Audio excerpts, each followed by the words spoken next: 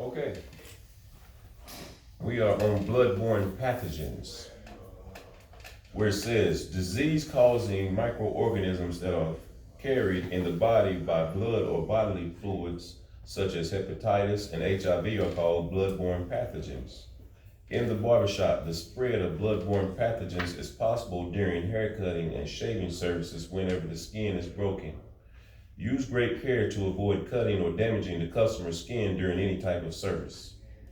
Hepatitis is a bloodborne virus that causes disease and damage in the liver. In general, it is difficult to contract hepatitis. However, hepatitis is easier to contract than HIV because hepatitis can be present in all body fluids of those who are infected. In addition, unlike HIV, hepatitis can live on a surface outside the body for long periods of time. For this reason, it is vital that all surfaces that a customer comes into contact with are thoroughly cleaned and disinfected. There are three types of hepatitis that are of concern for barbers: hepatitis A, hepatitis B, and hepatitis C. HBV is the most difficult to kill on a surface, so check the label of the disinfectant you use to be sure the product is effective against HBV. Hepatitis B and hepatitis C are spread from person to person through blood and less often through other body fluids. HIV and AIDS. The human immunodeficiency virus, abbreviated HIV, is the virus that causes acquired immune deficiency syndrome, abbreviated AIDS. AIDS is a disease that breaks down the body's immune system. HIV is spread from person to person through blood and less often through other body fluids, such as semen and vaginal secretions. A person can be infected with HIV for many years without showing symptoms, but testing can determine whether a person is infected within 6 months after exposure to the virus. Sometimes people who are HIV positive have never been tested and do not know that they have the potential to infect others. HIV is spread mainly through the sharing of needles by intravenous drug users and by unprotected sexual contact. Less commonly, HIV is spread through accidents with needles in healthcare settings. The virus is less likely to enter the bloodstream through cuts and sores. Holding hands, hugging, kissing, sharing food, or using household items such as the telephone or toilet seats does not spread HIV.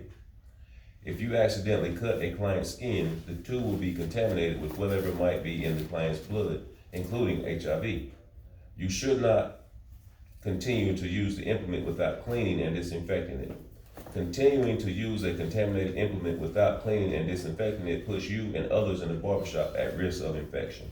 Hold up, Dave. Yes. I just need to go back up. What is HBV? HBV? I didn't see like. Hepatitis B virus.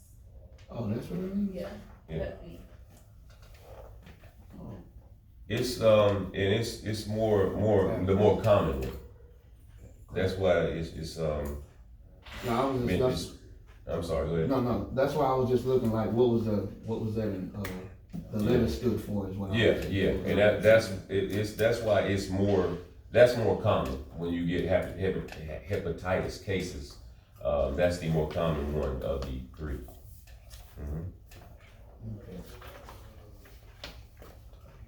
Okay. Fungi are single-celled organisms that grow in irregular masses that include molds, mildews, and yeast. They can produce contagious diseases such as ringworm. Mildew, another fungus, affects plants and grows in inanimate objects but does not cause human infections in the barbershop. The most frequent encountered fungal infection resulting from hair service is Tinea barbae, also known as barber's itch. Tinea barbae is a superficial fungal infection caused by a variety of dermatites, fungi that require keratin for growth that commonly affects the skin. It is primarily limited to the bearded areas of the face and neck or around the scalp. This infection occurs almost exclusively in older adolescent and adult males. A person with Tinea barbae may have deep inflamed or non-inflamed patches of the skin on the face or the neck near the neck. Tinea barbae is similar to Tinea capitis, a fungal infection of the scalp characterized by red papules or spots at the opening of hair follicles. Barbers must clean and disinfect clipper blades to avoid spreading scalp and skin infections. The risk of spreading skin and scalp infections can be reduced by first removing all visible hair and debris from clippers, followed by a thorough cleaning and disinfection of the non-electrical parts. You can use compressed air instead of a stiff brush to remove hair and debris from clippers before cleaning and disinfecting them. Turn the clippers on before applying the air to dislodge as much hair as possible during the procedure. Always refer to the manufacturer's directions for proper cleaning and disinfecting methods and recommendations. Parasites. Parasites are organisms that grow, feed, and shelter on or inside another organism referred to as a host. While contributing nothing to the survival of their organism, they must have a host to survive. Parasites can live on or inside of humans and animals. They also can be found in food, on plants and trees, and in water. Humans can acquire internal parasites by eating fish or meat that has not been properly cooked. External parasites that affect humans or on the skin include ticks, lice, fleas, and mites. Services should never be performed on a customer with visible signs of parasitic infection. Always refer the client to a physician for treatment. Following are two types of parasites commonly encountered in the barbering environment. Head lice are a type of parasite responsible for contagious diseases and conditions. One condition caused by an infestation of head lice is called pediculosis capitis. Scabies. It is also a contagious skin disease that is caused by the itch mite which burrows under the skin. Contagious diseases and conditions caused by parasites should only be treated by a doctor. Contaminated countertops, tools, and equipment should be thoroughly cleaned and then disinfected with the EPA registered disinfectant for the time recommended by the manufacturer with a bleach solution for 10 minutes. Immunity refers to the ability of the body to destroy and resist pathogens and recognize infection. Immunity against disease can either be natural or acquired and is a sign of good health. Natural immunity is partly inherited and partly developed through healthy living. Acquired immunity is immunity that the body develops after overcoming a disease through inoculation such as flu vaccinations or through exposure to natural allergens such as pollen, catnip, and ragweed. Okay, now prevent the spread of disease. Proper infection control can prevent the spread of disease caused by exposure to potentially infectious materials on an item's surface. Infection control will also prevent exposure to blood and visible debris or residues such as dust, hair, and skin. Proper infection control requires 2 steps: cleaning and then disinfecting with an appropriate EPA registered disinfectant. When these 2 steps are followed correctly, virtually all pathogens of concern can be effectively eliminated. Sterilization, which is the process that destroys all microbial life, includes spores, is the 3rd step that can be incorporated but is very rarely mandated. Effective sterilization typically requires the use of an autoclave, a piece of equipment that incorporates heat and pressure. For sterilization to be effective, items must be cleaned prior to use and the autoclave must be tested and maintained as instructed in the manufacturer's specifications. The Centers for Disease Control and Prevention, CDC, requires that autoclaves be tested weekly to ensure they are properly sterilizing implements. The aseptic method is called a spore test. Sealed packages containing test organisms are subjected to a typical sterilization cycle and then sent to a contract library that specializes in autoclave performance testing. Step 1, cleaning. As stated, infection control has 2 steps: cleaning and disinfecting. Remember that when you clean, you must remove all visible dirt and debris from tools, implements, and equipment by washing them with liquid soap and warm water by using a clean and disinfected brush to scrub any groove or hinge portions of the item. When a surface is properly cleaned, the number of contaminants on the surface is greatly reduced. In turn, this reduces the risk of infection. The vast majority of contaminants and pathogens can be removed from the surface of tools and implements through proper cleaning. This is why cleaning is an important part of disinfecting tools and equipment. A surface must be properly cleaned before it can be properly disinfected. Using a disinfectant without cleaning first is like mouthwash without brushing your teeth. It does not work properly. Clean surfaces can still harbor small amounts of pathogens, but the presence of fewer pathogens means infections are less likely to be spread. Applying antiseptics to your skin and washing your hands with soap and water will dramatically lower the number of pathogens on your hands.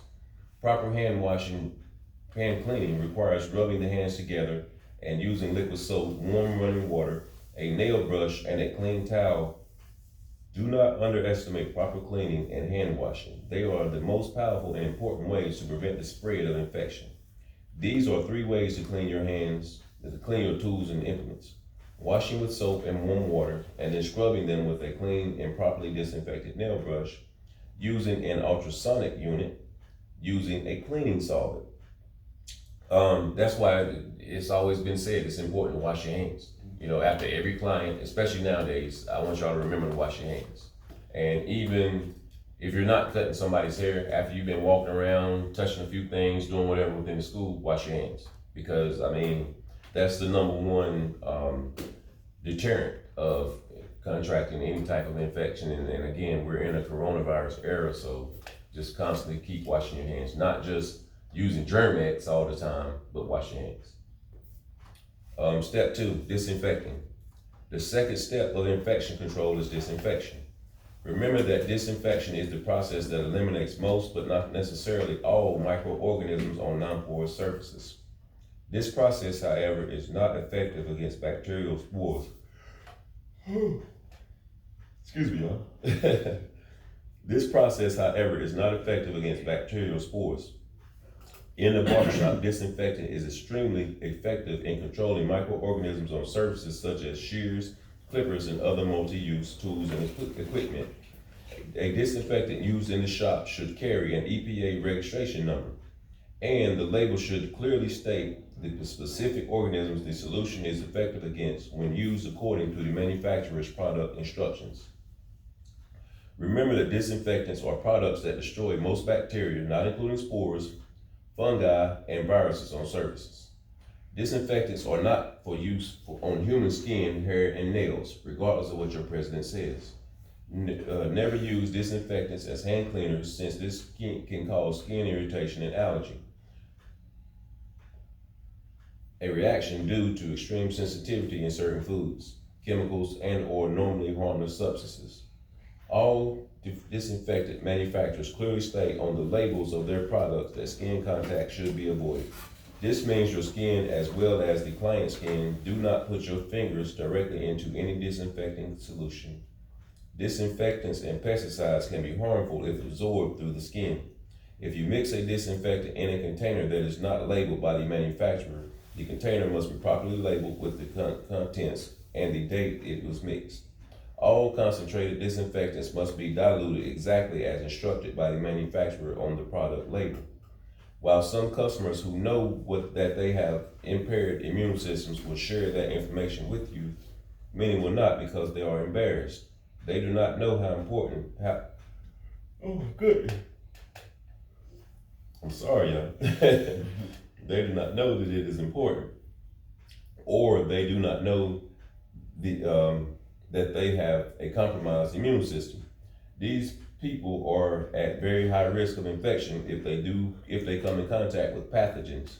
Because you will not always know who these people are, it is important to practice proper infection control before every customer. One example is a diabetic customer whose immune system does not work efficiently and who also has impaired hearing. Most type 2 diabetics have been diabetic for 7 years prior to being diagnosed, which means that even if you ask, they may likely say no because they have not yet been diagnosed. Another example concerns clients on medication for conditions such as asthma, rheumatoid arthritis, or fibromyalgia. These medications are designed to dull the immune system, making these customers particularly susceptible to infection. Remember, you do not know everybody who sits in your chair, so provide the best disinfection for everyone. Choosing a disinfectant. You must read and follow the manufacturer's instructions whenever you are using a disinfectant. Mixing ratios and contact time, the time that is as listed on the product label required for the disinfectant to be visibly moist and to be effective against pathogens, are very important and can vary widely based on manufacturer and delivery method. For example, most concentrates have a 10-minute contact time, whereas wipes have a 2-minute contact time. Not all disinfectants have the same concentration, so be sure to mix the correct proportions according to the instructions on the label. If the label does not have the word concentrate on it, the product is already mixed and must be used directly from the original container and must not be diluted. All EPA registered disinfectants, even those sprayed on large surfaces, will specify a contact time in their directions for use. Disinfectants must have efficiency claims on the label. Efficiency is the ability to produce the intended effect. As applied to disinfectant claims, efficiency means the effectiveness with which a disinfectant solution kills organisms when used according to the label instructions. Proper use of disinfectants. Implements must be thoroughly cleaned of all visible matter or residue before being placed in disinfectant solution. This is because residue will interfere with the disinfectant and prevent proper disinfection. Properly clean implements and tools free of all visible debris must be completely immersed in disinfectant solution. Complete immersion means there is enough liquid in the container to cover all surfaces of the item being disinfected, including the handles, for 10 minutes for the time recommended by the manufacturer when using the aerosol disinfectant. You must still look for and adhere to the contact time to ensure all pathogens on the label are being effectively destroyed. That's what Mr. Floyd was talking about yesterday. Like your disinfectant jars that you have on your stations, whenever you put tools in there, it takes 10 minutes for whatever you put in there to get disinfected. So whenever you put something in there, just make sure you leave it in there at least a minimum of 10 minutes. Okay, well, why was that not right then? When we, like, most people said 10 minutes, but then SAR said, according to the manufacturer's label, That's what is it, I mean, that's what it said. Is something may require more than 10 minutes or whatever the label says is supposed to be what you're supposed to do about it. Don't sit here and make up your own time thinking, all right, well, 10 minutes should be good enough. No, do what the label. He was saying that the other day. He said, do what the label requires you to do. Yeah. Each and every item. Yeah, because different products is gonna say different things, you know, and okay, so, With the Barbicide, this specific Barbicide says 10 minutes, right? Mhm. So that's what that is. So he got that from this Barbicide that we use. Mhm. But, oh, so it just. I guess it's I was according to confused whatever- because he, like, the barber side is for 10 minutes, put it in that for 10 minutes. Mhm. But Maybe. what if it's like, A different barbicide may require more or less time. yeah. You know what I mean? So that's why Mr. Floyd was making sure you knew, because he said he got it wrong or something. He was like, look, Yeah. don't make up. He said 10 to 15 minutes or 5 to 10 minutes. He said, which one is it? He was like, don't make up the time. Look and see what it actually requires before you know what I'm saying? Yeah.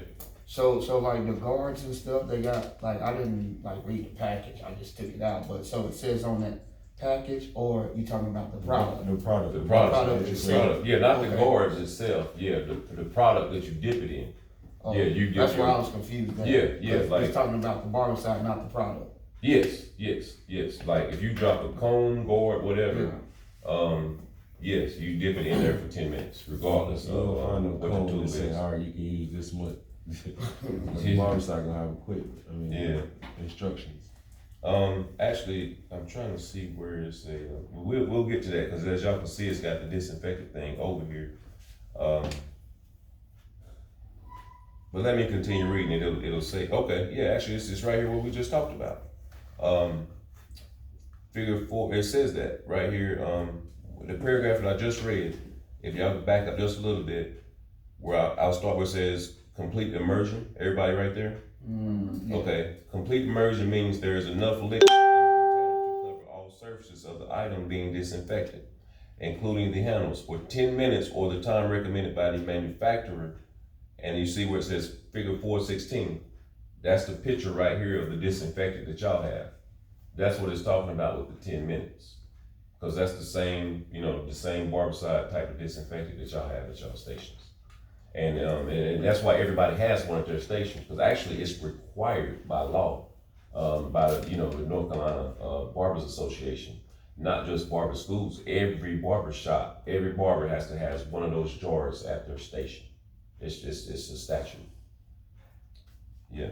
Okay. Now, disinfectant tips. Use disinfectants only on clean, hard, non-porous surfaces. Always wear gloves and safety glasses when handling disinfectant solutions. Always dilute products according to the instructions on the product label. An item must remain submerged in the disinfectant for 10 minutes unless the product label specifies differently. To disinfect large surfaces such as countertops, carefully apply the disinfectant onto the clean surface or use a disinfectant spray and allow it to remain moist for 10 minutes unless the product label specifies differently. If the product label states complete immersion, the entire implement must be completely immersed in the solution. Change the disinfectant according to the instructions on the label. If the liquid is not changed as instructed, it will no longer be effective and may begin to promote the growth of microbes. These types of disinfectants. Disinfectants are not all the same. Some are appropriate for use in a barbershop, some are not. You should be aware of the different types of disinfectants and the ones that are recommended for barbershop use. Disinfectants appropriate for barbershop use. Quaternary ammonium compounds, also known as quats, are disinfectants that are very effective when used properly. Y'all need to know that. That will be on your testing. The most advanced type of these formulations is called multiple quats. Know that. Multiple quats contain sophisticated blends of quats that work together to significantly increase the effectiveness of these disinfectants. Quat solutions usually disinfect implements in 10 minutes. These formulas may contain anti-rust ingredients, so leaving tools in the solution for prolonged periods can cause dulling or damage. They should be removed from the solution after the specified period or rinsed if required, dried and stored in a clean covered container. That's why I tell y'all don't put your scissors in that disinfectant because it will rust. If you leave your guards in there, that silver part on there, on the end of your guards, that will rust. And then your combs, you leave them in there overnight. It don't matter because they're all plastic. But like metal stuff, do not leave it in your barbicide. I mean, you can leave it in there an hour maybe, but your scissors, don't put them in there. Your shears, don't put them in there, period. Blades. Yeah, your razor blade, leave it in there 10 minutes, take it out. No, I'm talking about your blades. Like I told some blades. I'm thinking I'm deep cleaning or something. I put them in there because I took my stuff apart cleaning.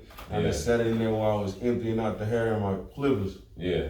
I went back in there, it couldn't have been but 30 minutes. Yeah, they were rust. Yeah, the teeth started like right in where it's cut at. Yeah, your clipper blades, you cannot put those in there either. Yeah, they will rust in a minute. Your shears, any type of metal like that, yes, they will rust. Yeah.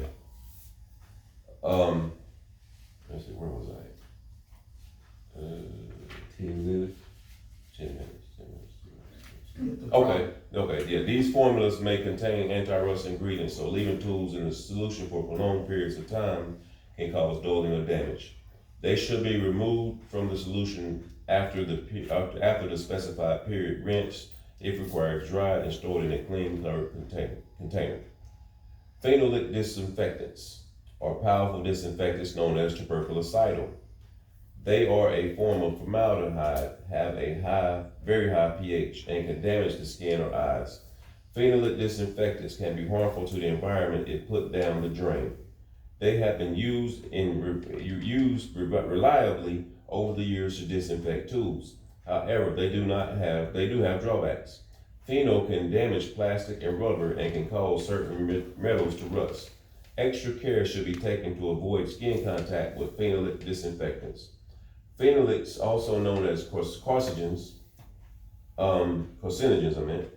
and as such should only be used in states that require or permit their use. Bleach, household bleach, 5.25% sodium hypochlorite, is an effective disinfectant and has been used extensively as a disinfectant in the barbershop. Using too much bleach can damage some metals and plastics, so be sure to read the label for safe use. Bleach can be corrosive to metals and plastic and can cause skin irritation and eye damage. To mix a bleach solution, always follow the manufacturer's directions. Store the bleach solution away from heat and light. A fresh bleach solution should be mixed every 24 hours or when the solution has been contaminated.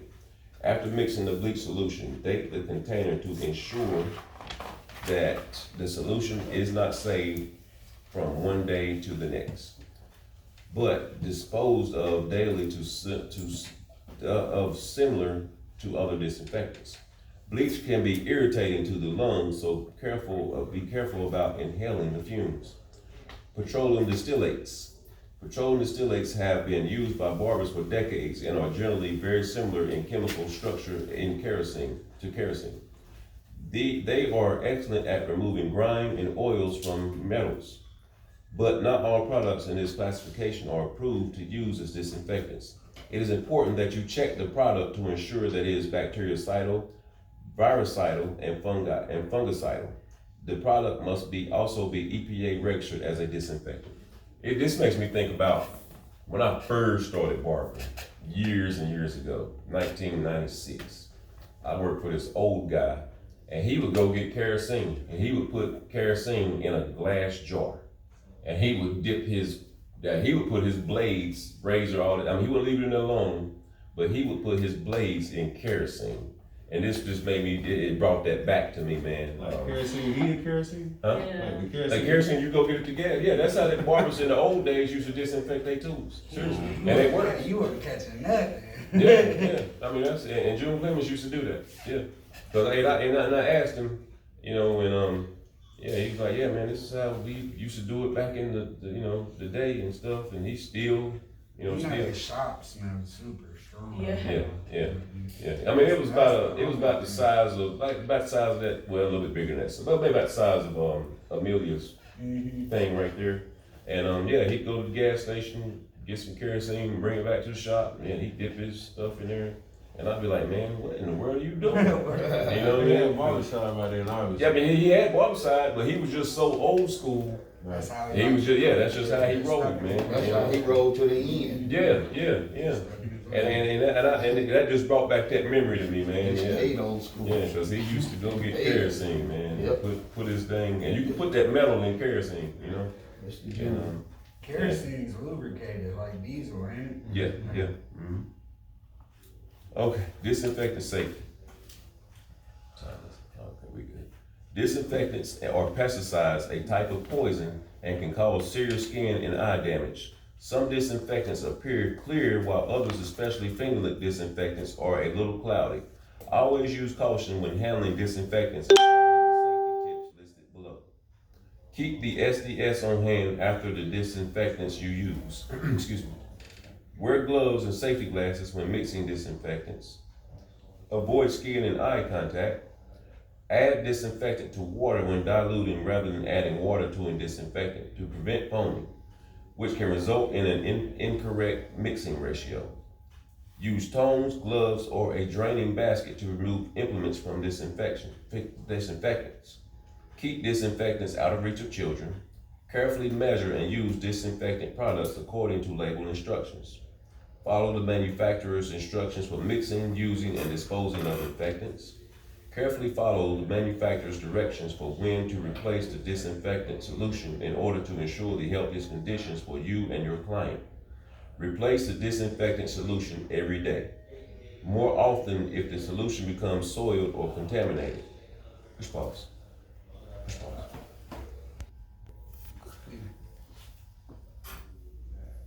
It didn't make the news.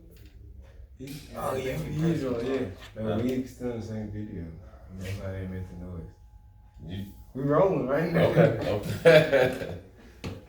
Never, if this ain't rolling, I'm gonna kill you. Never let quartz, phenols, bleach, or any other disinfectant come in contact with your skin. If you do get disinfectants on your skin, immediately wash the area with liquid soap and warm water. Then rinse and dry the area thoroughly. Place any disinfectant or other product in an unmarked container. All containers should be labeled. Never mix chemicals together unless specified so in the manufacturer's instructions. For example, mixing bleach and ammonia together causes toxic vapors and can cause an explosion. I did that before. Yeah. I mixed bleach and it went off like a bomb. Yeah. I was working at Wendy's when I was like 16 and I put some ammonia, I was gonna mop. Yeah. I put some ammonia and some bleach in the same bucket. At first it was like you know how it looks like before a volcano erupts. Yeah, started foaming. Start doing that first, then it was like boom! Was it big? Yeah, I had to evacuate the building. Oh my Yeah. God. Did you get fired? Man, you know I got fired. Lost my little job. Oh, it was an accident. Yeah, I almost killed some people though. Yeah, I'd have to fire you too. I'm Yeah. sorry. You gotta go. Yeah. Oh man. Okay. I ain't gonna look better. Disinfecting containers. In the past, jars or containers used in disinfectant implements were often incorrectly called wet sanitizers. Disinfectant containers contain disinfectant for disinfecting purposes, not for cleaning. The container you choose must be large enough to contain all items to be disinfected and covered, but not airtight. Remember to clean the container every day and to wear gloves when you do. Always follow the manufacturer's label instructions for disinfecting products. Which figure 417 is a little misleading. Yes, because you do not clean out your disinfectant jar every day. You don't. And it got scissors in there. Yes, shears in there. Yes, you do not. You do not do that. State rules require that all multi-use tools and implements be cleaned and disinfected before and after every service, even when they are used on the same person. Mix all disinfectants according to your manufacturer's directions. Always following the disinfectant to the water, not the water to the disinfectant. Disinfecting electrical tools and equipment. Hair clippers and other types of electrical equipment have contact points that cannot be completely immersed in liquid. These items should be cleaned and disinfected using an EPA registered disinfectant designed for use on these devices. Follow the procedures recommended by the disinfectant manufacturer for preparing the solution and follow the item's manufacturer directions for cleaning and disinfecting the device. So hold on a second. Yes. We did that wrong, didn't we? What's the that? other day, the barbicide that we made, Mm-hmm. because I poured the disinfectant in there first Mm-hmm. and then added the water. You can do that. But, I mean, as long as you have the right portion, a lot of people do the disinfectant first. I mean, you can do it either way. I mean, Okay. don't get me wrong, I'm not gonna go against what the book says, but however, As long as the ratio is. yes, Oh, yeah, okay. as long as you have a proper ratio, you can do, the